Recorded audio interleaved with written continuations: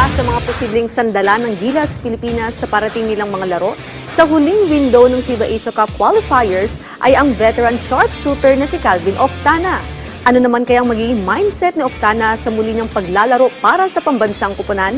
Yan ang ating alamin sa ulat ni teammate Darrell Oclares.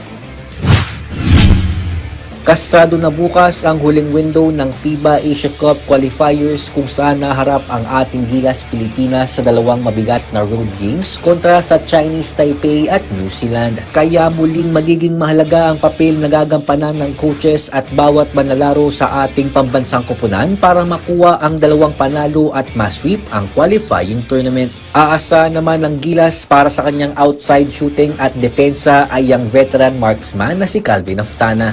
Sa 4 na laro para sa national team, nakapagtala si Oftana ng averages na 5.3 points, 2.5 rebounds at 0.5 assists. Pinakamagandang performance ni Oftana ang kanyang naging laro kontra sa Chinese Taipei noong nakaraang taon kung saan siya nakapukol ng 3 tres at gumawa ng kabuuang 13 markers.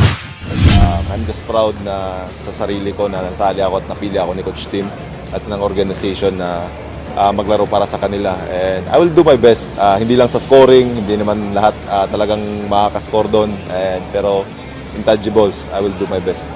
Dagdag pa ni Oftana, bagamat pasok na ang Gilas Pilipinas sa FIBA Asia Cup, target pa rin nila ang magandang laro at maipanalo ang kanilang huling dalawang laban sa qualifiers. Dapat dublihin namin yung kayod namin, kasi nga yun, kung hindi pasok, pwede kami bunjing-bunjing, pero knowing na yung mga Pilipino is basketball fanatic, mga addict sa basketball.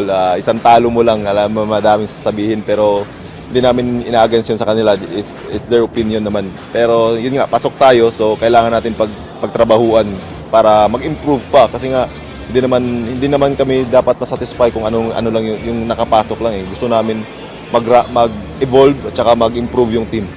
Darrell Oclares para sa Atletang Pilipino para sa Bagong Pilipinas.